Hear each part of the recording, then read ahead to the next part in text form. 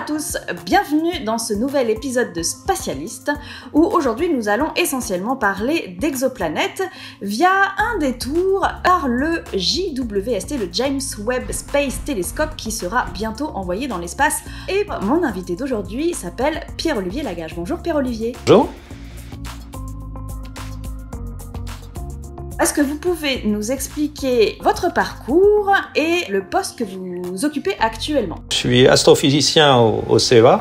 J'ai commencé comme théoricien. Je me suis intéressé à l'univers parce que on pouvait tester les lois de la physique. Et puis j'ai eu l'opportunité de diriger un petit groupe pour des observations dans l'infrarouge. C'était à l'époque où l'infrarouge démarrait, avec notamment le satellite ISO de l'ESA. Et déjà à ce moment-là, j'étais intéressé par les aspects exoplanètes. Donc l'infrarouge était un moyen où le contraste entre l'étoile et la planète est favorable. Et puis j'ai continué au sol avec l'instrument Visir sur le VLT. C'était en 94 et à ce moment-là, au sol, il y a toute l'atmosphère qui émet. On a un bruit de fond énorme dans ces domaines de longueur d'onde. La sensibilité est limitée. Et déjà à l'époque, mon rêve, je m'étais dit « Ah, si on avait un grand télescope dans l'espace, qu'est-ce que ça serait bien ?» On aurait à la fois la résolution angulaire et la sensibilité. L'une des bases pour le JWST, c'était d'aller voir plus loin dans l'univers, donc plus tôt, et voir ce qu'on appelle la sortie de l'âge sombre, au moment où les premières étoiles, les premières galaxies se forment. On a démontré que pour savoir si c'était vraiment les premières, il fallait aussi regarder dans l'infrarouge moyen, parce que si ce n'est pas les premières, il y a déjà des poussières qui ont été formées et ces poussières prennent une partie de la lumière de l'étoile et la transforment en infrarouge. Donc on avait besoin de MIRI pour ce programme phare du JWST. Et comme j'étais dans les pionniers pour cet instrument, j'ai été le co-responsable français. C'était en 98, donc plus de 20 ans après, on va pouvoir enfin avoir des premières observations l'année prochaine. Vous avez parlé de 94, là vous dites que vous travaillez dessus depuis 98, alors la première exoplanète a été découverte en 95, donc c'est quelque chose que vous attendiez dès le départ, d'imager des exoplanètes à l'aide de la lumière infrarouge? C'était un rêve, c'est d'ailleurs pour ça que dans MIRI, il y a deux parties. Il y a une partie spectromètre, et puis il y a une partie imageur, avec notamment ce qu'on appelle de la coronographie. C'est en gros, pour simplifier, pour éteindre l'étoile et voir ce qu'il y a à côté. On a mis un mode dans MIRI avec l'idée, en effet, d'essayer de voir des exoplanètes ou au moins ce qui se passait autour. Mais ça ne sera pas tellement la détection des exoplanètes, ça sera l'étude de leur atmosphère. Si je résume, ces 25 dernières années, on a fait un catalogue, en gros, et maintenant, ce qui nous intéresse, c'est d'aller voir plus dans le détail. C'est pas de savoir combien il y en a et où et autour de quel type d'étoiles, c'est vraiment d'observer et d'étudier la composition, si on peut, de leur atmosphère, si elles en ont, pour les connaître un petit peu plus en détail. Et donc c'est là que la spectroscopie entre en ligne de compte. Est-ce que vous pouvez nous définir ce que c'est que la spectroscopie ?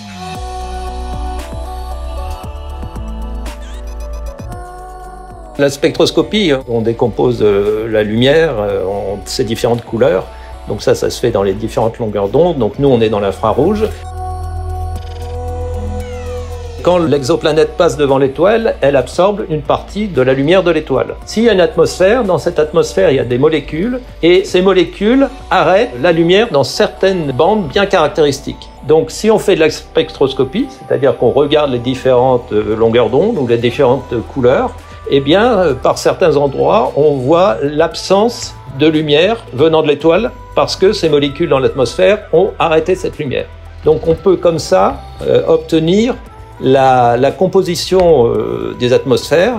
Donc ça a déjà commencé avec Hubble, mais le domaine de longueur d'onde était tout petit.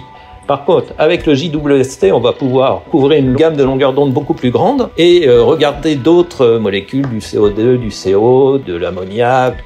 Et en plus, on va avoir plusieurs bandes d'eau dans différentes longueurs d'onde, donc on va pouvoir tester différentes profondeurs dans l'atmosphère. Autre chose très intéressante, c'est sa grande surface collectrice, on va pouvoir aller chercher l'émission d'exoplanètes rocheuses. Ça ne sera pas lorsque la planète passe devant l'étoile et absorbe la lumière de l'étoile, ça sera quand elle passe derrière. Avant qu'elle soit derrière l'étoile, on voit son émission et l'émission de l'étoile. Une fois qu'elle est derrière, on n'a plus que l'émission de l'étoile.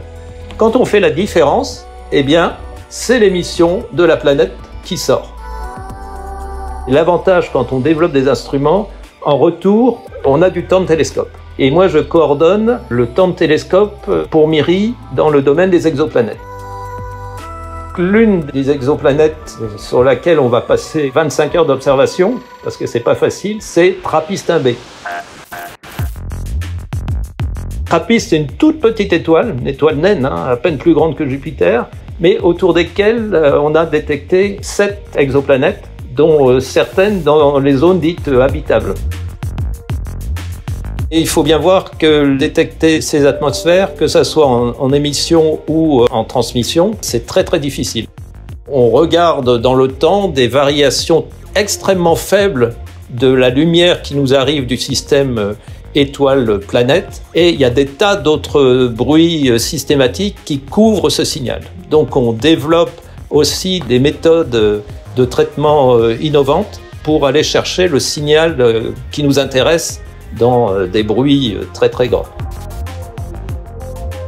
On a des planètes rocheuses où on pense que les roches sont en fusion, et ça représente probablement une des étapes de la Terre primitive. La Terre au départ était très chaude, donc en étudiant ces atmosphères, on va peut-être avoir des informations sur la Terre telle qu'elle était au départ.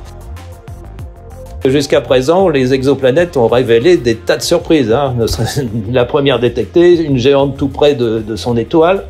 Il y a eu des théories pour expliquer pourquoi une planète géante peut être près de l'étoile. Elle ne peut pas se former là. Elle a dû évoluer, c'est-à-dire aller vers l'étoile. Mais du coup, le fait de voir d'autres systèmes nous amène à nous poser d'autres questions sur notre propre système solaire. Ariel, qu'est-ce que c'est comme programme? Est-ce que vous pouvez nous en parler? Oui, alors cette fois-ci, Ariel, c'est une mission spatiale de l'ESA complètement dédiée à l'étude de l'atmosphère des exoplanètes, et l'approche est statistique. C'est-à-dire qu'il va y avoir 1 millier d'atmosphères d'exoplanètes qui vont être étudiées. Et on a vraiment besoin de cette statistique pour comprendre les lois qui sous-tendent les atmosphères. Et du coup, Ariel, il est prévu pour quand? Ariel, ça sera lancé en début 2029. Et est-ce que votre expérience sur l'instrument du JWST vous a aidé pour fabriquer ce nouvel instrument qui sera dans l'espace en 2029? Est-ce que c'est lié, ces deux projets? Tous les deux, c'est dans la gamme de l'infrarouge. L'autre aspect qu'on a vu, on cherche vraiment des signaux faibles. Il faut que tout soit très stable. Donc ça, c'est une contrainte qu'il n'y avait pas sur le JWST, mais qu'il y a pour Ariel, puisque c'est dédié aux exoplanètes. On a étudié dans MIRI sur le comportement du détecteur, ses instabilités, pour pouvoir faire des simulations. Donc on a fait des tas de simulations d'observation d'exoplanètes, d'atmosphère d'exoplanètes, en étant le plus réaliste possible. Et on a développé les méthodes pour éliminer ces systématiques.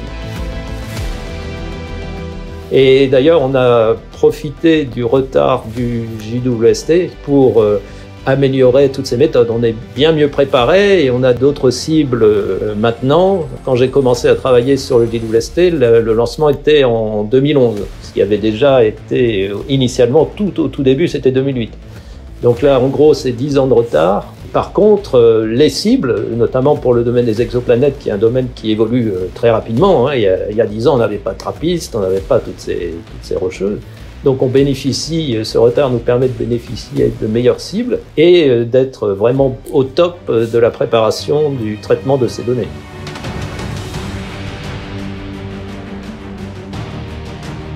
Normalement, il doit être lancé le 18 décembre. Comment vous vous sentez après plus de 20 ans à travailler sur cet instrument qui va bientôt être dans la fusée? C'est vraiment une attente des données, de dire « Ah, ça y est, je vais avoir des données ». Je me souviens des premières observations que j'ai faites avec un instrument, c'était au sol au Chili, quand j'ai vu le disque de Beta Pictoris qui n'avait pas encore été vu dans l'infrarouge. Et quand j'ai vu ça, ça fait une émotion rare, je veux dire. Et être là et regarder des choses que personne n'avait encore regardées dans ces gammes de longueur d'onde et voir ce signal, ce disque petit à petit apparaître, c'est des moments uniques, je veux dire. Et là, j'attends vraiment avec impatience de pouvoir voir l'émission de Trappist 1B, est-ce qu'il sera comme attendu, plus chaud avec des points chauds. Enfin, ça, c'est vraiment l'excitation du chercheur, de celui qui observe des choses jamais vues. Et avec quand même une petite angoisse, mais en disant est-ce que tout va bien se passer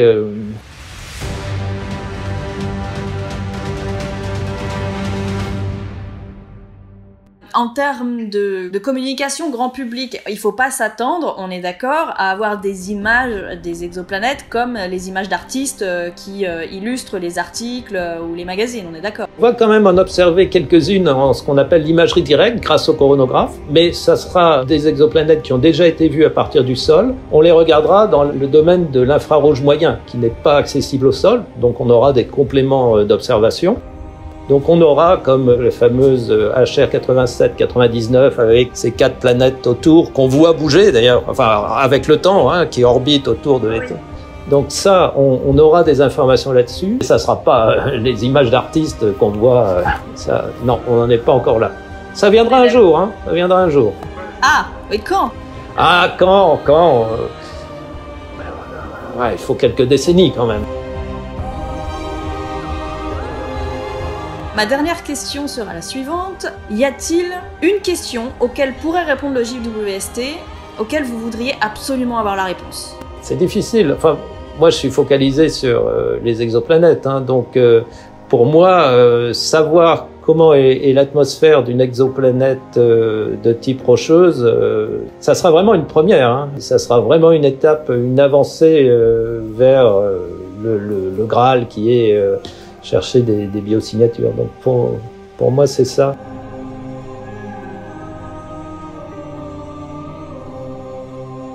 Mais pour dire qu'on a une biosignature, il faut bien connaître toute la chimie et la physique à l'œuvre dans ces atmosphères pour dire « Ah, il y a une anomalie là ». Et ça, c'est un travail de fond qui va être commencé par le JWST. Les études d'atmosphère vont continuer avec Ariel. Mais quand vous parlez d'anomalie dans les spectres, qu'est-ce que vous entendez par là? Par exemple, pour la Terre, c'est de l'ozone. On voit dans les spectres, on voit qu'il y a de l'ozone, et faire de l'ozone, c'est une biosignature, disons. Dans certains cas, quand on disait on va aller chercher l'ozone comme signature, non, c'est pas forcément une signature, l'ozone. Oui, parce que quand vous dites c'est pas normal, ça veut dire que c'est fait par le vivant. Voilà, oui. Et ouais. Encore faudra-t-il définir ce qui est normal, pas normal, un peu normal, entre les deux, on sait pas trop. Et c'est là où il y a tous les processus chimiques et physiques qu'il faut prendre en compte pour justement dire normal ou pas normal. Ouais. Enfin, on l'espère tous, je crois, et toutes, parce qu'on a très envie d'avoir des nouvelles de nos potentiels voisins et voisines, on ne sait pas, peut-être. Oui, enfin moi je sais pas, pour moi le ciel, j'étais pas du tout un observateur. Hein. Au départ, le ciel m'a jamais intéressé quand j'étais jeune, c'était la physique qui m'intéressait. J'ai commencé à observer, etc., j'y ai pris vraiment goût, et ça donne aussi une humilité. De voir ce ciel, toutes ces étoiles, avec sachant qu'il y a des planètes partout, on est enfin je sais pas, pour moi c'est une leçon d'humilité. C'est un très beau mot de la fin. Merci beaucoup Pierre-Olivier d'avoir répondu à mes nombreuses questions. Merci à tous, merci à toutes d'avoir suivi cet épisode de Spatialiste. N'hésitez pas à vous abonner à la chaîne String Theory si ce n'est pas encore fait, et également à vous abonner au compte Instagram de String Theory pour de la science et du fun tous les jours. Et moi je vous dis à très vite pour un nouvel épisode de Spatialiste.